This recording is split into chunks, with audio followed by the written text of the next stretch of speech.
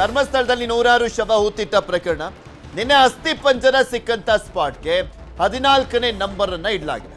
14ನೇ ಪಾಯಿಂಟ್ನಲ್ಲಿ 140ಕ್ಕೂ ಅಧಿಕ ಮೂಳೆಗಳು ಸಿಕ್ಕಿರುವಂಥದ್ದು. ಮಣಿಪಾಲ್ನ ಕೆಎಂಸಿಗೆ ಮೂಳೆಗಳನ್ನ ರವಾನೆ ಮಾಡಲಾಗಿದೆ. ವಿಧಿವಿಜ್ಞಾನ ತಜ್ಞರ ಪರಿಶೀಲನೆಗೆ ಮೂಳೆಗಳನ್ನ ರವಾನೆ ಮಾಡಲಾಗಿರುವಂಥದ್ದು. ಎಸ್ಐಟಿ ಅಧಿಕಾರಿಗಳಿಂದ ಮಣಿಪಾಲಕ್ಕೆ ಆ ಮೂಳೆಗಳನ್ನ ಕಳಿಸಲಾಗಿದೆ. ಉಡುಪಿ ತಾಲೂಕಿನ ಮಣಿಪಾಲ ಅಲ್ಲಿಗೆ ಕಳಿಸಲಾಗಿದೆ. ವಿಧಿವಿಜ್ಞಾನ ತಜ್ಞರು ಅದನ್ನ ಪರಿಶೀಲನೆ ಮಾಡಲಿದ್ದಾರೆ. ಮೂಳೆಗಳನ್ನ ರವಾನೆ ಮಾಡಲಾಗಿದೆ.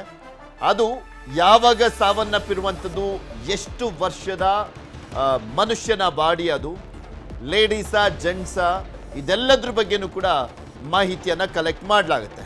ಅದಕ್ಕೂ ಈ ಪ್ರಕರಣ ಈಗ ಧರ್ಮಸ್ಥಳದ ವಿಚಾರಕ್ಕೆ ಸಂಬಂಧಪಟ್ಟಂತೆ ತನಿಖೆ ಮಾಡಲಾಗ್ತಾ ಇದೆಯಲ್ಲ, ಅದಕ್ಕೂ ಇದಕ್ಕೂ ಏನಾದರೂ ಸಂಬಂಧ ಇದೆಯಾ, ಇದೆಲ್ಲದ್ರ ಬಗ್ಗೆನೂ ಕೂಡ ಮತ್ತಷ್ಟು ಮಾಹಿತಿಯನ್ನು ಪಡ್ಕೊಳ್ತಾ ಹೋಗೋಣ. ಕಿಶನಿಲಿ ನಿನ್ನೆ ಸಿಕ್ಕಂತ ಅಸ್ಥಿ ಪಂಜರದ ವಿಚಾರಕ್ಕೆ ಸಂಬಂಧಪಟ್ಟಂತೆ ನೋಡೋದಾದ್ರೆ, ಇದುವರೆಗೂ ಆಗ್ತಾ ಇದ್ದಂತ ಒಂದು ಉತ್ಖನನದ ಸಂದರ್ಭದಲ್ಲಿ 6ನೇ ಪಾಯಿಂಟ್ ಅಲ್ಲಿ ಮಾತ್ರ ಒಂದು ಸ್ವಲ್ಪ ಅಸ್ಥಿ ಪಂಜರದ ಅವಶೇಷಗಳು ಸಿಕ್ಕಿದ್ವು. ಆದ್ರೆ ನಿನ್ನೆ ಸಿಕ್ಕಂತ ಅಸ್ಥಿ ಪಂಜರ ಒಂದು ಕ್ಲಾರಿಟಿಯನ್ನ ಕೊಟ್ಬಿಡೋಣ. ಅದೇನು ಉತ್ಖನನ ಮಾಡಿ ತೆಗೆದಿದ್ದಲ್ಲ ಅಂತ ಕಾಣಿಸುತ್ತೆ. ಮೇಲ್ಭಾಗದಲ್ಲೇ ಇದ್ದಂತ ಒಂದು ಅಸ್ಥಿ ಪಂಜರ ಅಂತ ಕಾಣಿಸುತ್ತೆ. ಆ ಅಸ್ಥಿ ಪಂಜರದಲ್ಲಿ ಆಲ್ಮೋಸ್ಟ್ ಎಲ್ಲಾ ಪಾರ್ಟ್ಸ್ಗಳು ಇತ್ತು ಅನ್ನುವಂಥದ್ರ ಬಗ್ಗೆನೂ ಕೂಡ ಹೇಳಲಾಗ್ತಾ ಇದೆ. ಈ ಹಿಂದೆ 6ನೇ ಸ್ಪಾಟ್ ಅಲ್ಲಿ ಸಿಕ್ಕಿದ್ದಂಥದ್ದು ಪುರುಷ ಅಂತ ಹೇಳ್ತಾ ಇದ್ರಲ್ಲ, ಈ ಒಂದು ಅಸ್ಥಿ ಪಂಜರದಲ್ಲಿ ಪುರುಷನ ಅಥವಾ ಮಹಿಳೆನ ಅನ್ನುವಂಥದ್ರ ಬಗ್ಗೆನೂ ಕೂಡ ಏನಾದರೂ ವಿಧಿವಿಜ್ಞಾನ ತಜ್ಞರು ಹೇಳ್ತಾ ಇದ್ದಾರಾ? ಏನ್ ಮಾಹಿತಿ ಸಿಗ್ತಾ ಇದೆ ಇದ್ರ ಬಗ್ಗೆ?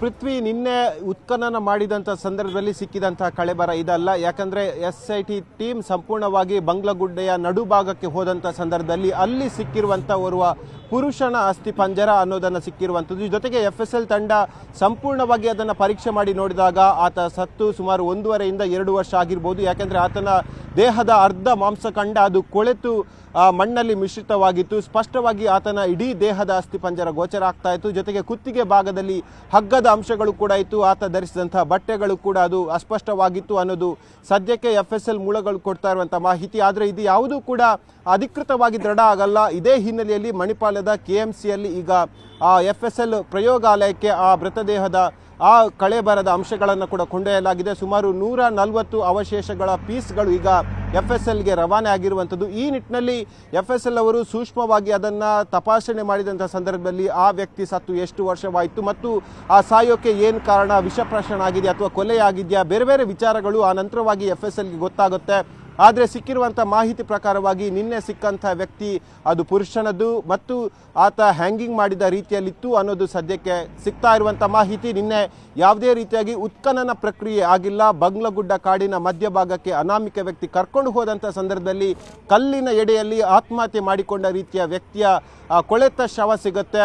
ಆ ಶವವನ್ನು ನಿನ್ನೆ ಅವರು FSLನವರು ಸ್ಯಾಂಪಲ್ ತೆಗೆದುಕೊಂಡು ಮತ್ತು ಅದನ್ನು ಸಂರಕ್ಷಣೆ ಮಾಡಿ ಇವತ್ತು ಮಣಿಪಾಲದ KMCಗೆ ಕೊಂಡೋಗಿರುವಂಥದ್ದು. ಪೃಥ್ವಿರಾಜ್, ಮತ್ತು ಒಂದ್ ಕಡೆ ಕಿಶನಿಲಿ ಪ್ರಮುಖವಾಗಿ ಗಮನಿಸೋದಾದ್ರೆ ಜಯಂತ್ ಟಿ ಅನ್ನೋರು ಕೂಡ ದೂರನ್ನ ಕೊಟ್ಟಿದ್ರಲ್ಲ, ಸೊ ಹೀಗಾಗಿ ಅವ್ರು ಕೊಟ್ಟಿರುವಂತ ದೂರನ ಆಧಾರದ ಮೇಲೆ ಯಾವಾಗ ತನಿಖೆ ಮಾಡ್ತಾರಂತೆ, ಅವರು ಹೇಳಿದ ರೀತಿಯಲ್ಲಿ ಅವ್ರು ತೋರಿಸುವಂತ ಜಾಗವನ್ನ ಕೂಡ ಉತ್ಖನನ ಮಾಡುವಂತ ಸಾಧ್ಯತೆ ಇದೆಯಂತ ಏನ್ ಮಾಹಿತಿ ಸಿಗ್ತಾ ಇದೆ ಆ ಕೇಸ್ ಬಗ್ಗೆ?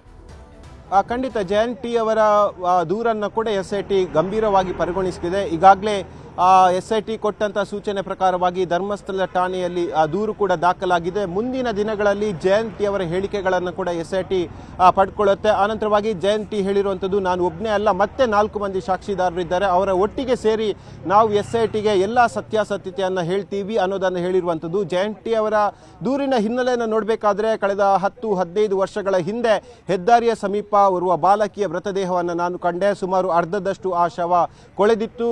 ಆಗ ಧರ್ಮಸ್ಥಳ ಠಾಣೆಗೆ ಈ ಸ್ಥಳೀಯರು ದೂರನ್ನು ಕೊಟ್ಟರು ಕೂಡ ಪೊಲೀಸರು ಆ ಪ್ರಕರಣದ ಬಗ್ಗೆ ಹೆಚ್ಚಿನ ಗಮನವನ್ನು ತೋರಿಸಿಲ್ಲ. ಕೊನೆಯದಾಗಿ 1 ವಾರದ ಬಳಿಕ ಆ ಮೃತದೇಹವನ್ನು ಸ್ಥಳೀಯರೇ ಹೂತಿದ್ದಾರೆ. ಆ ಹೂತಂತಹ ಸ್ಥಳ ಎಲ್ಲವೂ ಕೂಡ ಸ್ಪಷ್ಟವಾಗಿದೆ. ಜೊತೆಗೆ SIT ಹೇಳಿದಂಥ ಸಂದರ್ಭದಲ್ಲಿ ಅಲ್ಲಿ ಕೂಡ ಉತ್ಖನನ ಮಾಡಿ ಶವವನ್ನು ಅಂದರೆ ಅದರ ಕಳೆಬರವನ್ನು ಹೊರ ತೆಗೆಯೋಕೆ ನಾವು ಸಿದ್ಧರಿದ್ದೇವೆ ಮತ್ತು ಯಾವ ಸ್ಥಳ ಅಂಥೇಳಿ ನಿಖರವಾಗಿ ಐಡೆಂಟಿಫೈ ಮಾಡೋಕ್ಕೆ ನಾವು ಸಿದ್ಧರಿದ್ದೇವೆ ಎಂಬುದರ ಬಗ್ಗೆ ಜಯಂತ್ ಟಿ ಹೇಳಿರುವಂಥದ್ದು. ಅವರ ಪ್ರಕರಣವನ್ನು SIT ಈ ಭಾಗ 1ರ ಬಳಿಕ ಪರಿಗಣನೆಗೆ ತೆಗೆದುಕೊಳ್ಳುವಂಥ ಸಾಧ್ಯತೆಗಳು ಕೂಡ ಇದೆ. ಯಾಕಂದರೆ ಮತ್ತಷ್ಟು ದೂರುಗಳು ಬರುವಂತಹ ನಿರೀಕ್ಷೆ ಕೂಡ ವಕೀಲರಿಗೆ ಕೂಡ ಇರುವಂಥದ್ದು ಮತ್ತು ಕೆಲ ಹೋರಾಟಗಾರರಿಗೆ ಕೂಡ ಇರುವಂಥದ್ದು. ಈ ನಿಟ್ಟಿನಲ್ಲಿ ಆ ಪ್ರಕರಣವನ್ನು ಭಾಗ 2ರಲ್ಲಿ ತೆಗೆದುಕೊಂಡು ಈಗ ವ್ಯಕ್ತಿ ಬಂದಿರುವಂಥದ್ದು ಅನಾಮಿಕ ವ್ಯಕ್ತಿ.